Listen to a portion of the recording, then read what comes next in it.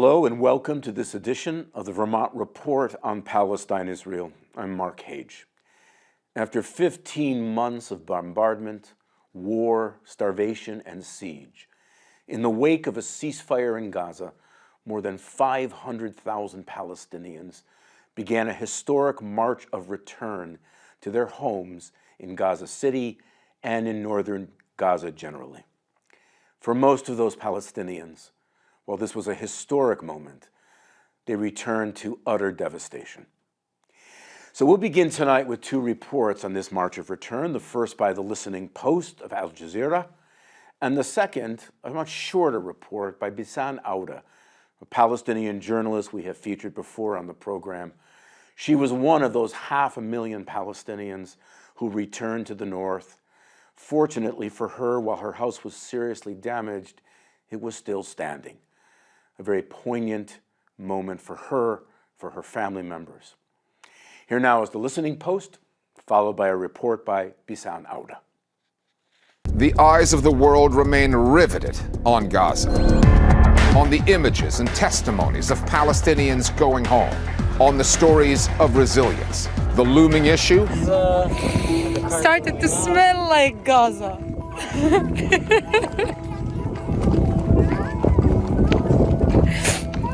We are walking back to our land, we are walking back to our homes after 15 months under their eyes, but they cannot do anything to prevent us from getting back. I'm walking now to the checkpoint. There, behind me, the American soldiers. This is the first return for the Palestinians and not gonna be the end, the last return. Okay, we still need to return to our lands that were occupied in 1948.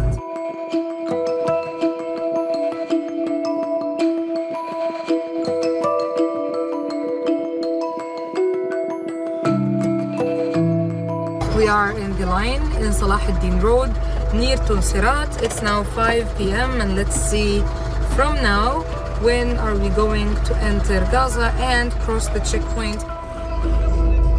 It's already getting dark.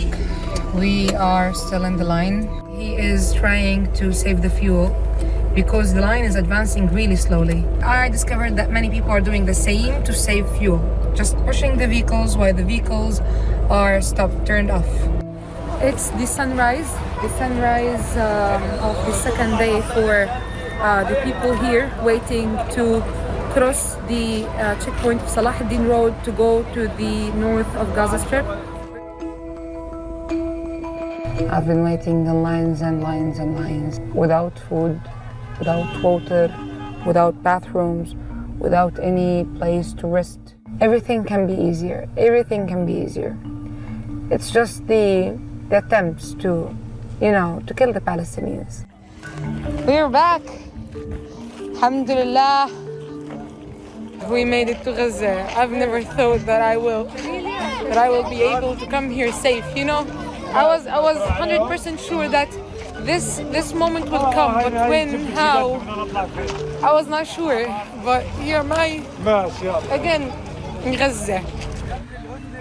أنا في الرمال.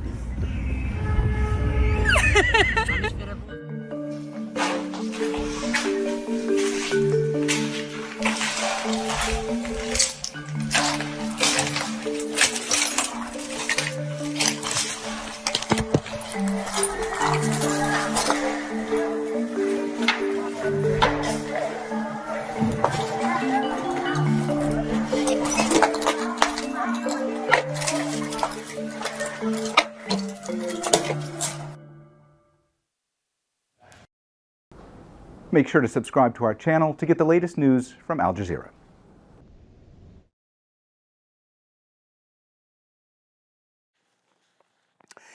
Our last report tonight features an interview with Dr. Mads Gilbert.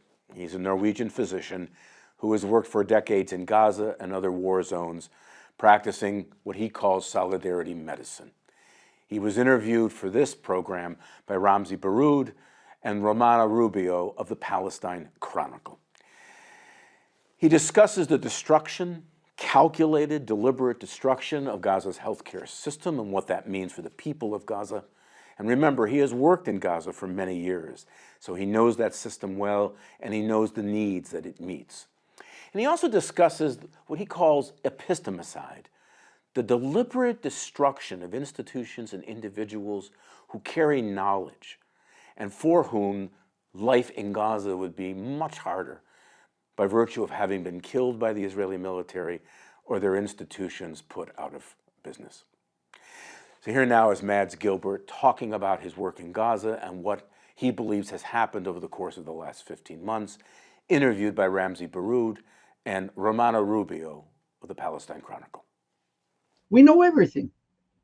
The Western governments have known this all the time now for 15 months.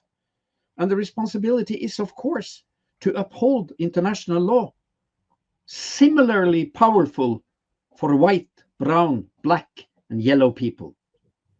And I think we need to realize that the world, the powers of the world, would never, ever have accepted that 17,000 Jewish Israeli children had been killed in Haifa and in Tel Aviv. Welcome to the Floodgate podcast, brought to you by the Palestine Chronicle. We are here to engage with today's most pressing issues and unpack them beyond the cliches of mainstream media.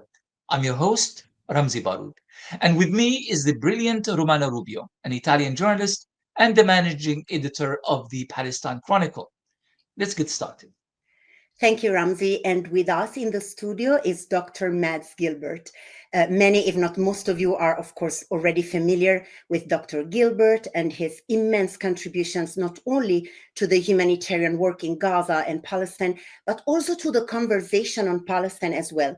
Dr. Gilbert is a Norwegian physician, humanitarian, and activist with a broad range of experience in international humanitarian work. Since the 1970s, he has been actively involved with solidarity work concerning Palestine. Thank you, Dr. Gilbert, for being with us today. Thank you so much. Salam alaikum, everyone, and thank you for inviting me all the long way from Norway and to you. Wa alaikum assalam, Dr. Gilbert. Welcome to the show.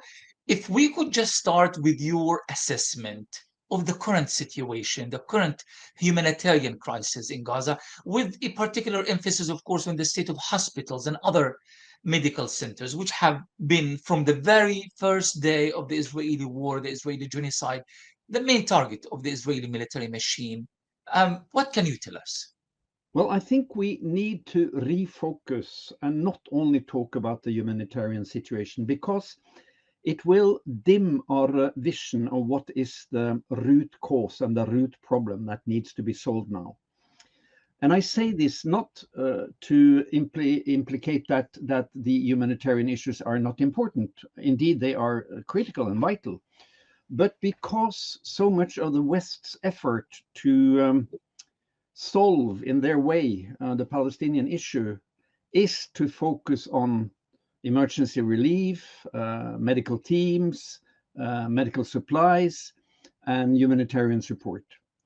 And we've been doing that for at least 75 years without coming an inch further with the root cause of all this misery, which is the settler colonial project and the occupation of Palestine. And as a doctor, I am obliged to seek the root cause before I start to try to treat the problem. And if I only look at the types of amputations or the types of diarrhea without critically assessing what caused all this human misery and suffering and losses, I will fail my duty as a medical doctor, because there are few things in a society that is more closely linked than public health and politics, because public health is all a matter of access to water, food, human security, housing, work, education, and of course, freedom to move. And if you don't have these basic provisions, you can have any healthcare you want. You will not be able to obtain any public health. And all these provisions that I just mentioned are limited, if not completely absent in Gaza, which is a man-made, 100% man-made disaster. So we need, before we discuss the humanitarian situation, I think we need to have a conversation on the current political situation in Gaza. And that is very difficult. Why is it very difficult? Because we have an extremely fragile ceasefire.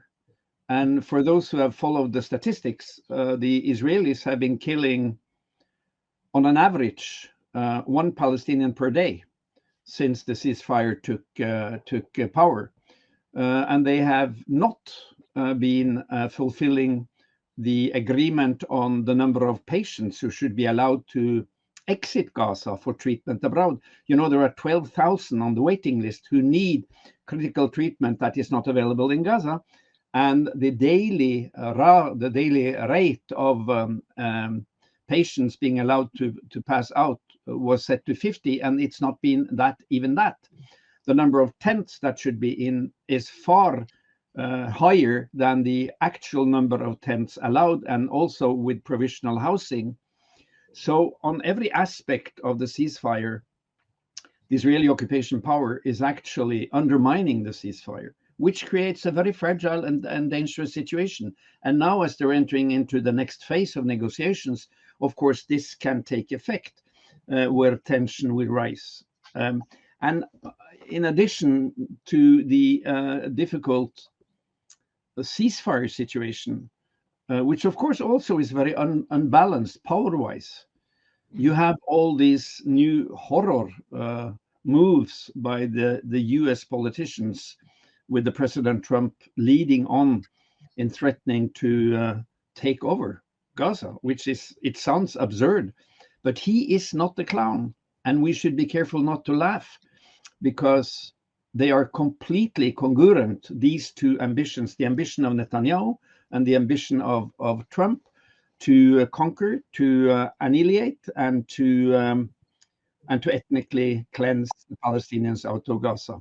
So these are the important questions. And since Ukraine now has taken the center stage, at least in European politics, there is a very high risk that Gaza and the occupation of Palestine and the West Bank, not to forget, is pushed into the shadow, and the Israeli occupation forces and Netanyahu can proceed with his cynical plan to cleanse Gaza of Palestinians and to annihilate and actually annex the West Bank.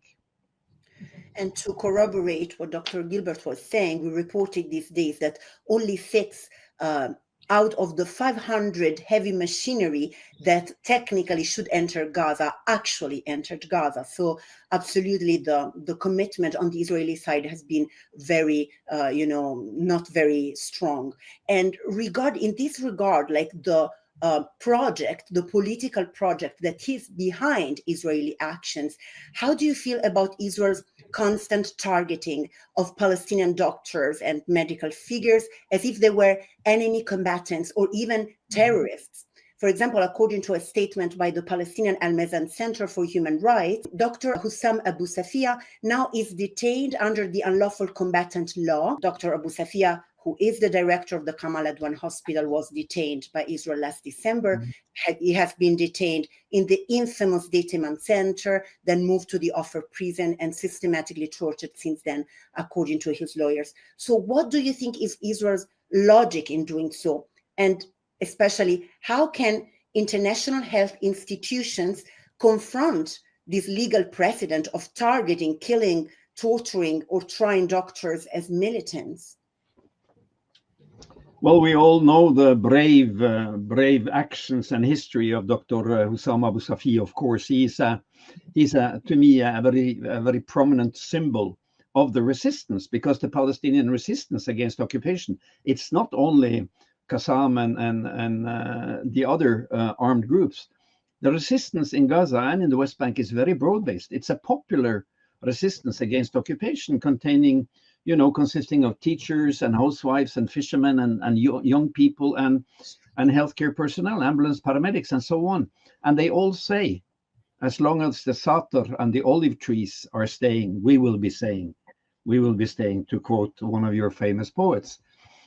So the attack on healthcare has to be seen in a wider context, because it is an attack on two elements which is so important for the resistance. Number one, the infrastructural healthcare, which is a cornerstone for the feeling of safety for the population. And the feeling of safety and the feeling of being able to be cared for in a crisis, in a disaster, and in a war situation, or an attack situation, as I would call it in Gaza, is very important to maintain the spirit of resistance. Say, you know, you have children and you have a family, and you know there are attacks. Then if there is no healthcare available, you will be much more anxious to take part in the active resistance. And still, I'm not talking about the military resistance. So to have a healthcare is a cornerstone in a society to make people feel safe and to make the families continue to live as a coherent unit. So to destroy healthcare is in a way to attack the inner spirit of the resistance, in my opinion. And what we have seen in Gaza is unprecedented in any modern warfare, if we could call it warfare, because it has been so systematic, not only directly targeting a number of hospitals, but systematically cutting the local hospitals off from the population by bombing the nearby apartment buildings and habitat, destroying the roads, destroying all the supply lines, so that the whole hospitals became isolated islands in a very sort of destroyed desert of the society. And then add to that the systematic targeting of healthcare personnel. More than 1,000 doctors, nurses, paramedics, medical students, pharmaceutical students, and so on have been killed. The majority of those killed being female healthcare workers and nurses. There is actually a higher risk of being killed in Gaza if you are a healthcare worker than if you are a civilian. So that is the other aspect of the attacks on healthcare. And of course, all of this is in contravention to international law. But the second ambition or goal of the occupiers is the epistemicide. That is to eradicate the knowledge of the Palestinian people. And an important part of the collective knowledge in Gaza is what is embedded in the healthcare, not only the hospitals and the primary healthcare clinics and the fantastic paramedic corps they have, but also in the educational system, the medical faculties, the brilliant School of Medicine in Al-Azhar University, the brilliant School of Medicine in Islamic University. Both universities, like all the other universities and colleges, destroyed completely.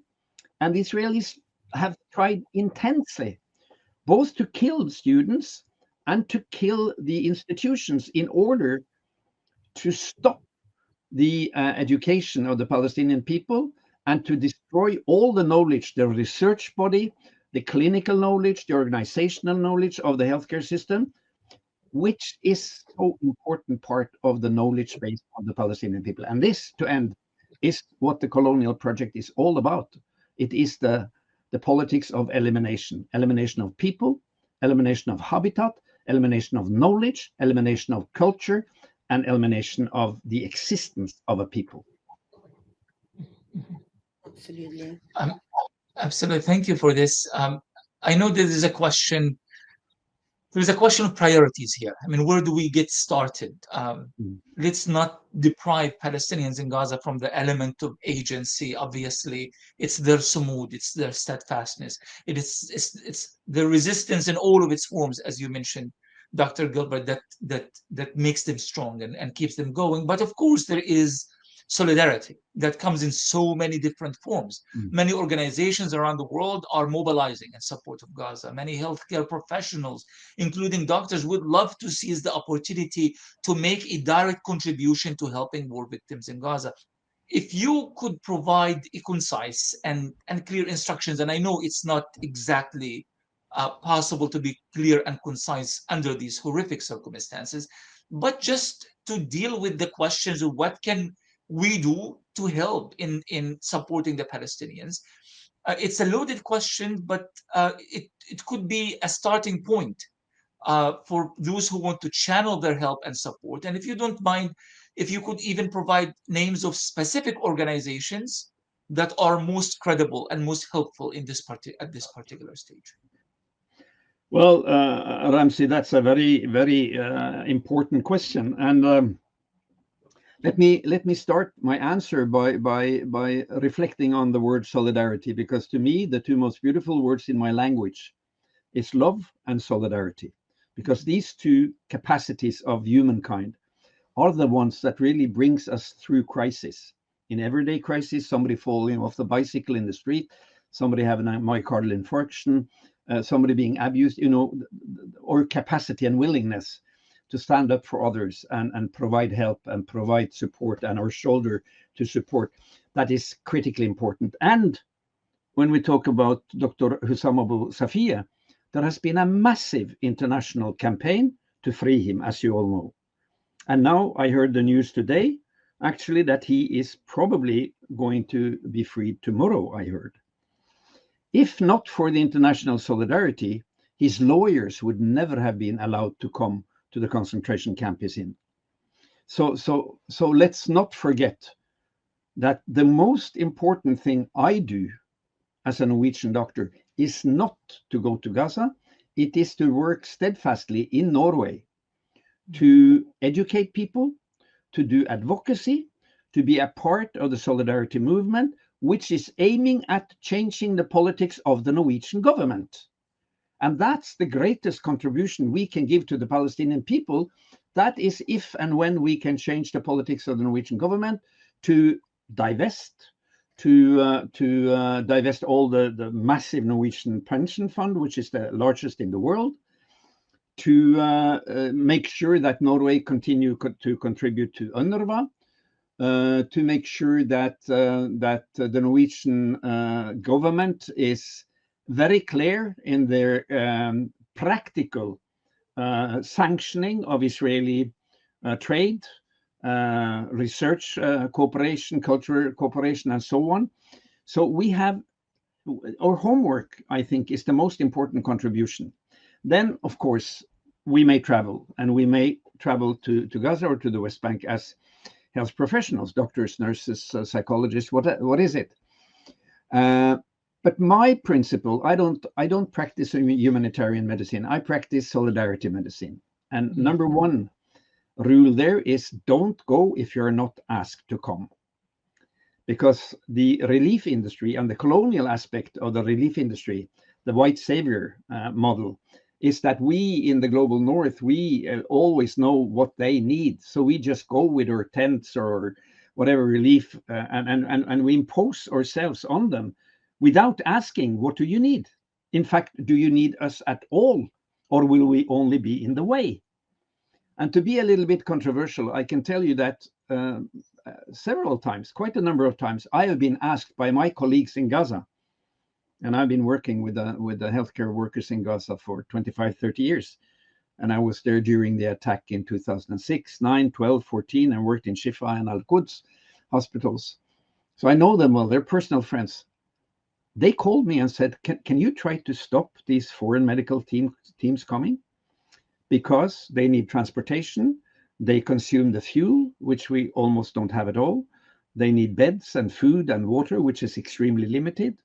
They stay for a short time, take a lot of pictures, do some operations, and go home. And this is an ongoing debate.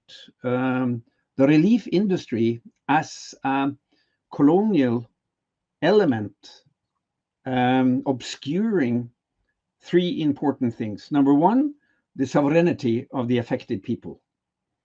The Palestinian people should be in charge of just everything, defining the need, accepting who is going to come, and be the director of those who come.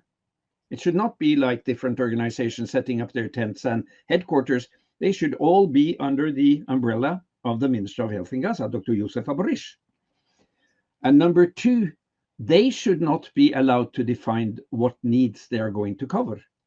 They should be booked or ordered by the Palestinian healthcare and being asked, can you cover this? Can you cover that? So that they have the full control and the layout of the emergency medical support. And number three, I think again that when we look for organizations, as you asked for, Ramsey, I would look again at what Palestinian grassroots organizations are there. We all the northern, all the global north, we think that, oh, it has to be Doctors Without Borders or UNICEF or whatever of these organizations which come from Europe or the United States. And that obscures the fact that there are brilliant grassroots healthcare organizations in Palestine, in occupied Palestine. Take, for example, Palestinian Medical Relief Society, a large non-governmental volunteering medical organization led by Dr. Mustafa Barghouti, who is a brilliant clinician, doctor, also a politician, as you both know, a close friend of mine. They have 75 medical teams on the ground in Gaza. They see around 250,000 patients per month in Gaza. They know the culture, they know the language, they know the families, they know how it is to live under occupation, and they can fit in a way that no foreign team can fit in. So I have changed. I don't give any money to any northern white NGO. I only give whatever we do in fundraising, and we've been doing a lot of fundraising in Norway lately, and we give that to Palestinian Medical Relief Society directly, so that not one nickel is wasted on air tickets, hotel, transportation, per diems, and all that money which is consumed to have an international medical team. Now, let me be clear. I'm not criticizing the individuals who travel, and I've been doing that for myself many, many times. But I am saying that we need a conversation and a discussion on the role of the international relief industry. And it's more important than ever right now when we are going to discuss the reconstruction of healthcare in Gaza. And look, everybody talks about all that is destroyed. Yes, the Israelis have been very efficient in destroying. But half of the hospitals, half of the 36 hospitals in Gaza are operative. Not at full scale, but they are operative. And the list of hospitals that the Palestinian Minister of Health and the healthcare workers and volunteers have been able to reopen is very impressive. And this is not covered in the mainstream media. So you only get this picture of the suffering, begging, helpless, destroyed Palestinian healthcare. I see another picture. I see a strong, mastering, leading healthcare under the very stern and brave leadership of people like Dr. Youssef Abrish. He's a pediatrician. He has been a Minister of Health, I believe, the last 8 years. A fantastic leader. Dr. Sobiskeik, I could mention many. And I see a Palestinian healthcare system that have been able to reopen functions in the hospitals only days after the Israelis have tried to destroy them. Take, for example, Shifa. A few days after the invasion, the bombing, and the burning of Shifa, they reopened the dialysis unit in 2 rooms that were not completely destroyed. They cleaned them, they swept them, they cleaned up, and they put in the dialysis machines, and they were able actually to save lives of kidney failure patients in Shifa. The same with the eye hospital was renewed and reopened. The Kamal Adwan was also reopened before the last destruction. El Akhli Arab was reopened. The Nasser hospital, which was invaded and besieged and destroyed, is reopened and function. Al-Aqsa hospital has been refurbished and is functioning. So again, why should we come in as expats, white experts, and tell the Palestinians how to rebuild their own healthcare? They are the ones to do it. They should be on the steering wheel, and we should respect their leadership, and we should support their leadership and ask them, what is the best we can do to support your healthcare system now, and how can we provide support for the rebuilding of the healthcare system in Gaza. That is the true anti-colonial and liberative way of putting ourselves as healthcare workers as useful elements for the liberation of Palestine.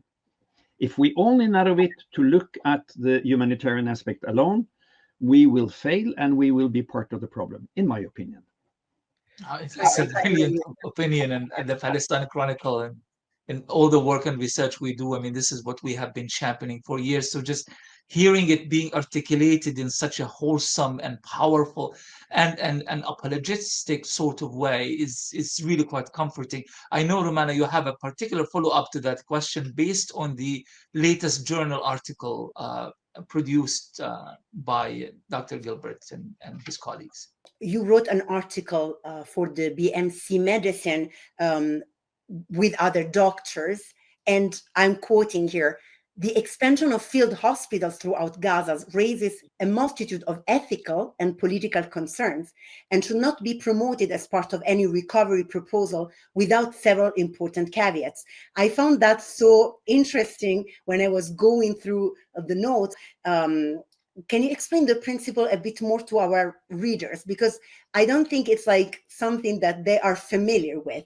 Yeah, thank you. Thank you so much, Romana. Mille grazie. And this is exactly in line with the discussion or the answer I just gave. And I am a co-author of this paper. Here it is. It's entitled Realizing Health Justice in Palestine Beyond Humanitarian Voices. And it is actually a very sharp rebuffing of some of the European plans that have been put forward. And we criticize, because we who have authored this, we took part in some important international meetings and discussions in Amman last year, and several European health initiatives which follow this line of the NGO industry by not addressing the root cause of the misery, the occupation and Israeli colonial project, and not at all addressing the leadership of the Palestinians in their own healthcare system and their achievements and the efforts they are undertaking now, and criticizing the lack of vision for solving the root cause, namely the occupation, but only scratching the surface by saying, can we substitute the lack of hospital capacity with more field hospitals organized by different Western organizations? And what we have seen also is that this field hospital strategy has emptied many places, brain drained, so to say, the Palestinian hospitals in Gaza. Some places there were field hospitals next to a hospital structure in the governmental system, in the de facto government, which is Hamas, in the civilian part of it, under the Minister of Health. Across the street was a field hospital. And the doctors in the governmental hospital, they were hardly paid any salaries because of the financial disastrous situation in the Ministry of Health. Whereas across the street, say they got $50 if they had payment per month. Across the street, they were offered $500. So where do you go if you have a family? You have a husband, you have a wife, you have 5 kids, you have 2 grandparents. Where do you go in that situation? Where, the prices in Gaza were soaring up to the skies. Poverty is rampant, and they are going to work and at the same time try to get some income for the family. Of course, it's easy to say yes to that nice offer, to go across the street to that international field hospital and have $500 paid per month, because Minister of Health didn't even manage to pay them every month. So just that illustration, in a way, can give us a picture of how a combination of brain drain and fatiguing the official healthcare system through setting up parallel structures that have abundant with money and resources, but do not belong to the native healthcare system and it's only temporarily, and also use resources that should have been used to immediately repair, restore, and reopen the Palestinian hospitals and provide a decent salary for the doctors, the midwives, the nurses, the paramedics. So everything hangs together here. So we criticize that in this paper, and I urge people to read it, because a few years ago I coined the term evidence-based solidarity. You know, in medicine, we are supposed to do evidence-based praxis, meaning that we should only provide treatment that has solid evidence in the research literature, in clinical research, in double-blind, randomized studies to see if treatment really has effects. So evidence-based is the slogan of modern medicine. And when I say evidence-based solidarity, I think that all of us are around the globe who take part in the massive solidarity movement for Palestine, we need to study more. We need to go deeper. We need to know the numbers. We need to be able to rebuff the lies and the propaganda from the Hashbara, and we need to do our own studies. So this paper, I recommend it. I hope you can have the reference somewhere in the video. Of course.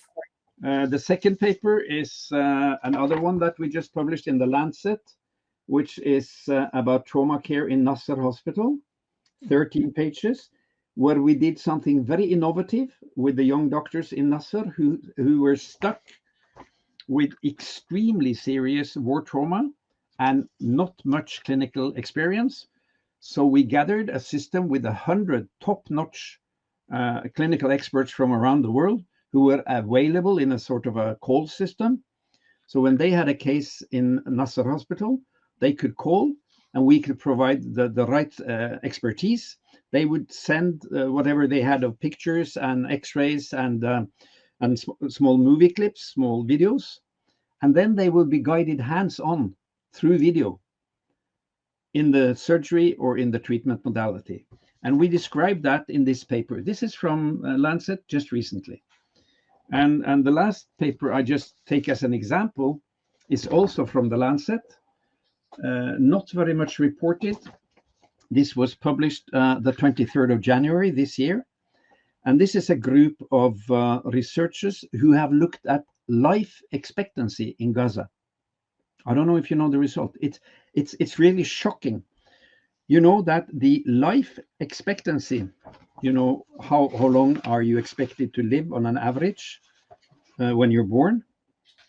It has dropped by 34.9 years within 12 months. Can you imagine?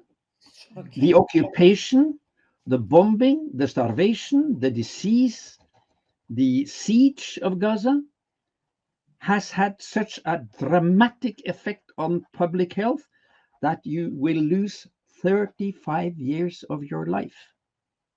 And this is the indirect effect of the ethnic cleansing and the collective punishment. And I would say it is a dramatic illustration of the genocide, in addition to the mere killing. So this is Lancet. So evidence-based solidarity, my friends, all around. Study more, follow, read, be the expert on what the colonial forces are doing. And in particular now, when we have all this, you know, horrible initiatives or whatever we should call it, the stealing of Gaza by the Americans, suggested by President Trump, and we have this very strong focus on Ukraine and the dealing between Russia and US. We must not lose focus on Gaza and the West Bank, because what goes on in Gaza has been going on in Gaza, is now going on in the West Bank, and the attacks on healthcare are just the same as in Gaza. I don't want to take much more of your time, Dr. Gilbert, but a couple of things I want to say. Number one is that we are going to be linking to all these studies and papers in all of our platforms. And of course, we'll be writing about this the Palestine Chronicle and other newspapers. And we are going to highlight the concept of the evidence-based solidarity. It's an absolutely brilliant way of putting it. One just very, very quick follow-up, and if you don't mind, a quick answer as well. Um, we have friends in a certain country in the Middle East, and they were in the process of preparing a field hospital, and they were, just ready to go to Gaza and to build this field hospital, and we know that they are well-intentioned. But now, what you're saying, are you essentially saying, don't do that, direct these resources and energies to an existing medical infrastructure under the leadership of Palestinians in Gaza? Is this essentially what you're saying? What I am saying is that question should be answered by Dr. Youssef Abarish and his staff. And this is to decolonize our thinking. Why if somebody came to Norway, if we had a massive snow avalanche, we have a lot of that, and they came from Saudi Arabia and landed in our airport and came with some field hospitals that we never asked for and set them up, we would say, go away. We are in control. So I would politely suggest that they ask Dr. Youssef Abarish and his staff. It's well organized. They have been massively efficient through these 15 months. I know him personally. He is one of the best leaders I know in the world today. So ask them. Maybe they want a field hospital. If they want it, they should direct it to where it should be put up. And they should maybe even consider the people who provide the field hospital, how they will arrange with the wages for those who are going to work there. Of course, it's always nice to see the picture of a clever expert in pediatric surgery doing some complicated surgery on a child, coming from outside and doing it, and everybody's holding up the child, and it's very nice, and they're rescued. But that again blurs the most important picture, which is the picture of an extremely brave healthcare sector with Palestinians, and they are doing 99% of the clinical work. It's not we white to do it. It is the Palestinian system, and it's been like that all these 15 months. It's been like that for the 25 years I've been in Gaza. And yet we have not been able to convert the NGO efforts into sustainable ways of really supporting Palestinian healthcare proper. And we should be very careful not to create Gaza and the West Bank as a donor-dependent society like Afghanistan, because that is, again, another way of colonizing the global South. Absolutely. It is to infuse all this well-willing, almost unarguably good projects, but they may not be good at all. They may be counterproductive in the long term. And my simple answer to your question is ask the Palestinians and respect their answer. And maybe if you had $2 million, maybe those $2 million would be better used to pay wages for the healthcare workers in Gaza, the Palestinians, who have been starved on both wages and food for 15 months. Thank you for that. And Romana, your chance at one last and very quick question, so Dr. Gilbert can get back to his work. Yes, really very quickly. Of course, it's very clear the role that the international community should have, because they tend to replace, as you said, in a colonial way, but they don't endorse their responsibilities.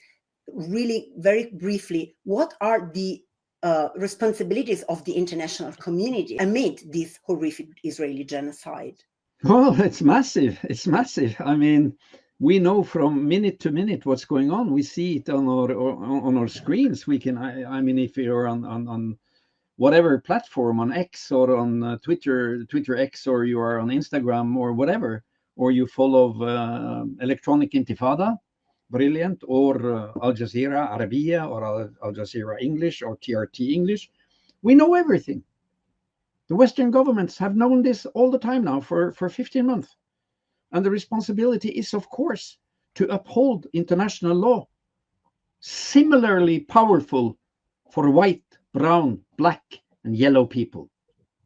And I think we need to realize that the world, the powers of the world, would never, ever have accepted that 17,000 Jewish Israeli children had been killed in Haifa and in Tel Aviv under a siege of Israel, or would never ever have accepted that 1,000 Israeli healthcare workers were killed by some enemy attacking Israel, or accept that 18 out of 36 hospitals have been closed down due to attacks. So this double standard is horrific. And international law, either it applies to everyone or it applies to no one. And we are on the way back to the law of the jungle. That's not very original to say. But if might defines right, then to the extent that there is a world order, that will collapse.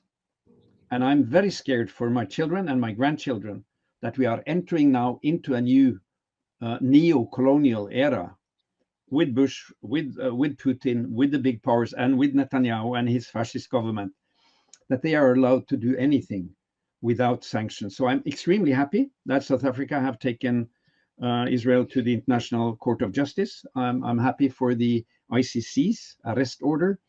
But I think we need to step up our demands on our governments for them to say stop to the United States and to Israel. My government have been critical of Israel, but they have not at all been critical of the United States supply of arms and money to Israel. So the US government have been exempted from the criticism that the Israeli government has got. And we need to see the connections. And one final quote, Samora Machel, the first president in the Free Mozambique Republic, a guerrilla fighter and commander, he said, "Solidarity is not an act of charity. It is an act of unity between people fighting on different grounds towards the same goals." The struggle the Palestinians are fighting for their humanity, for their freedom, and against occupation is actually a struggle for my children and my grandchildren and our freedom. My struggle in Norway is a struggle for the Palestinian people and the children and the women and the civilians and all the people of occupied Palestine. So this distinction between charity and solidarity is so important, because within solidarity concept, we are fighting together towards the same goals: freedom, equality, no racism, no occupation, and no colonialism. Solidarity is not an act of charity, it is an act of unity between people fighting on different grounds towards the same goals. And if you want to read a good book on charity, this book, Against Charity, a brilliant book by Raventos and Wark, which covers the essence of the debate on the problems with charity. Thank you so much. Dr. Mads Gilbert, thank you very much for your insight, for your compassion. But I feel like we've raised really more questions for future discussions and debates than we answered, because this was very, very compelling indeed, and very courageous in many ways. But we are used to the courageous Dr. Gilbert in everything he does. To our viewers and listeners, thank you for tuning in. Remember to share, like, and interact with our content, and to do everything in your power to spread the word. From me, Ramzi Baroud, and my co-host, Romana Rubio, see you next time. Shukran jazilan. Thank you. That's our program. As always, we appreciate you watching, and we'll see you on the next edition of the Vermont Report on Palestine-Israel.